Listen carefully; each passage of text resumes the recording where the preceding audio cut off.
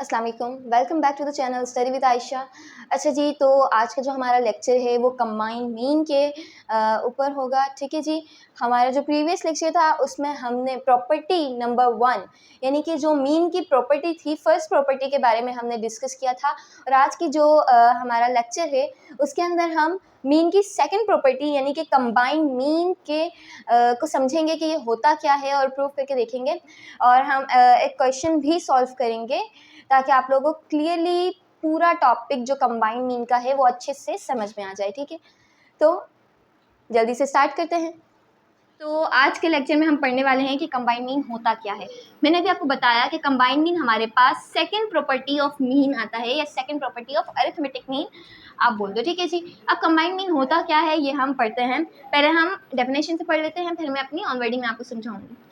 If aim of n1 value for a set of data is x bar 1 and aim of other set is x bar 2, then the aim of n1 plus n2 values for two sets of data is called combined mean। नहीं समझ में आया? मुझे पता है नहीं समझ में आया होगा। अब मैं समझाती हूँ अपनी वर्डिंग में। तो हमारे पास बच्चों समझो ये एक डेटा है। ठीक है, ये टू डेटाज हो गए हमारे पास, एक ये डेटा हो गया और ये एक डेटा हो गया। इसका हमने नाम 1 रख दिया और इसका हमने नाम 2 रख दिया। ठीक है जी। अब हमने क्या करना है, कंबाइंड मीन में बच्चों हमें इस पार्ट का भी अरिथमेटिक मीन गिवन होगा और इस पार्ट का भी अरिथमेटिक मीन गिवन होगा। हमने दोनों का कंबाइंड मीन मालूम करना है। कंबाइंड मीन क्या है भाई? किसी भी चीज़ को हमने कंबाइन करना है और उसका मीन लेना है। नाम से ही समझ में आ रहा होगा आपको, है ना। अब देखो बच्चों, यहाँ हमें कहा है कि if M of n1 value for a set of data is x bar 1, यानी कि हमारे पास ये जो सेट ऑफ डेटा है, ये जो डेटा है हमारे पास, इसमें जो n1 वैल्यूज है ना, मतलब इस डेटा के अंदर जितने भी हमारे पास एलिमेंट्स होंगे उसको हमने नाम दे दिया कि भाई ये n1 कहलाएंगे। ठीक है। अब इस डेटा का, इस n1 वैल्यूज का जो अरिथमेटिक मीन होगा उसे हम x बार 1 बोल देंगे। ठीक है। इसी तरह से and the aim of other set is x by 2, then the aim of n1 plus n2 value for two sets is called combined data। ये देखो, and aim of other set is x by 2, यानी कि अब जो दूसरा set होगा उसमें भी नंबर ऑफ एलिमेंट्स होंगे, यानी n2 होगा। अब इस n2 का जो अरिथमेटिक मीन होगा इसको हम x बार 2 बोल देंगे। ठीक है। अब हमारे पास क्या है, हमारे पास दो डेटा हैं, एक ये है और एक ये है। दोनों का मीन हमको पता है। हमने क्या करना है, हमने ओवरऑल मीन मालूम करना है। बस इतनी सी बात थी कंबाइंड मीन में कि हमने कंबाइंड मीन में क्या होता है, हमें किसी भी दो डेटा के मीन को कंबाइन करना होता है। ठीक है जी। ये थी बात। अब हम इसको क्वेश्चन सॉल्व करेंगे इसका, ताकि आपको अच्छे से ये टॉपिक क्लियर हो जाए। तो बच्चों हमने कंबाइंड मीन समझ लिया कि कंबाइंड मीन होता क्या है। अब हम एक क्वेश्चन सॉल्व करके देखेंगे।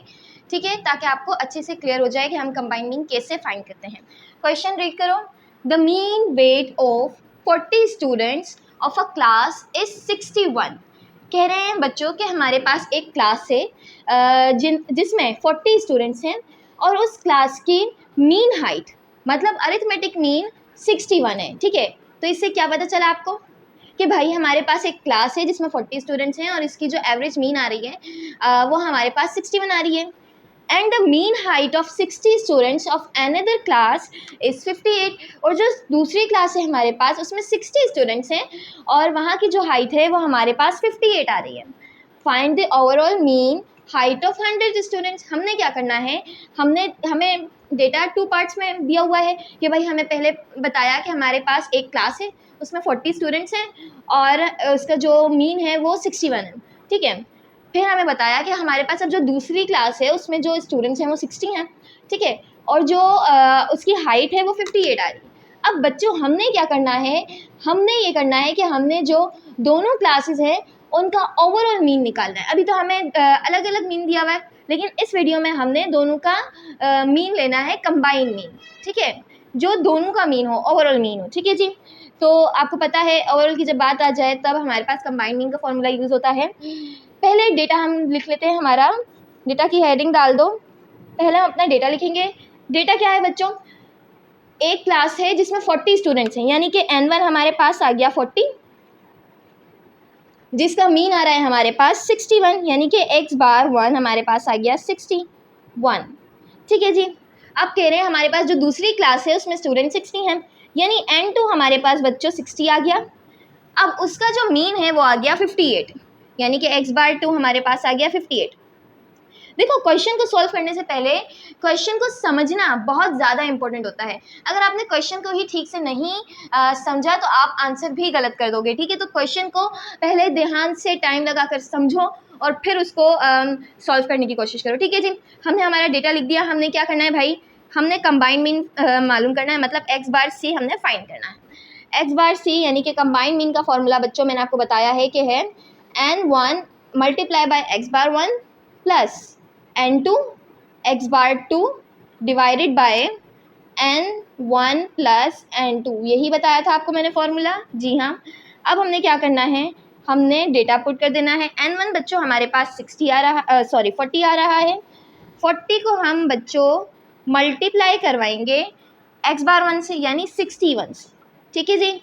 61 से हमने मल्टीप्लाई करवाया, प्लस एज इट इज़ आ गया।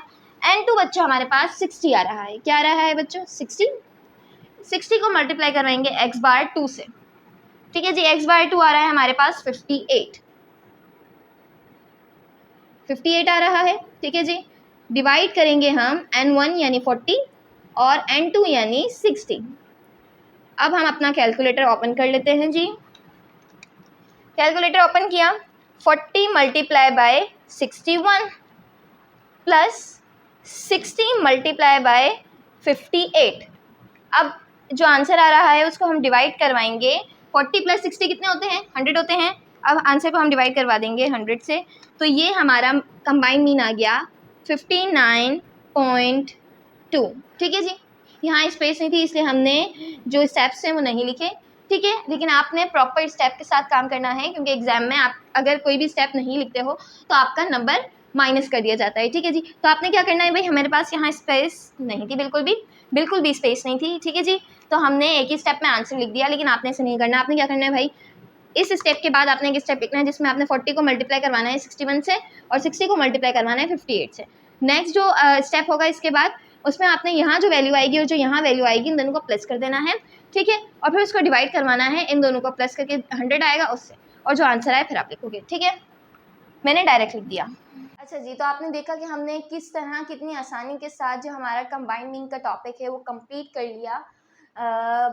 मेरी गारंटी है कि भाई इस क्वेश्चन को सॉल्व करने के बाद, देखो कंबाइंड मीन के जितने भी क्वेश्चंस होते हैं वो सारे सेम होते हैं। यहाँ हमें इन्होंने n1 x/1 n2 x/2 दे दिया था। ऐसा भी हो सकता है कि भाई ये आपसे कहें कि हमें जो है x/1 फाइंड कर दो और ये आपको कंबाइंड मीन दे दें। ऐसा हो सकता है कि आपको कंबाइंड मीन दे दें और कहें कि x/1 फाइंड करके बता दो या n1 फाइंड करके बता दो, ठीक है। तो क्वेश्चन इसी तरह से होते हैं। अब हमने इस लेक्चर में क्या किया भाई, हमारा पूरा कंबाइंड मीन का टॉपिक कंप्लीट कर लिया। इस एक टॉपिक के बाद आपको किसी और टॉपिक को करने की ज़रूरत नहीं है, ठीक है जी। तो अगर ये वीडियो अच्छी लगी हो तो मेरे चैनल को सब्सक्राइब लाजमी कर दो, लाइक और शेयर करना मत भूलिए और कमेंट करते रहा करो, ठीक है। कमेंट करोगे ना तो हमें पता चलेगा कि भाई कितने बच्चों को क्या क्या समझ आया और क्या नहीं समझ में आया, ठीक है जी। तो अब मिलते हैं अपनी नेक्स्ट वीडियो में इसी तरह के टॉपिक्स के साथ। तब तक के लिए अल्लाह हाफिज़। अच्छा।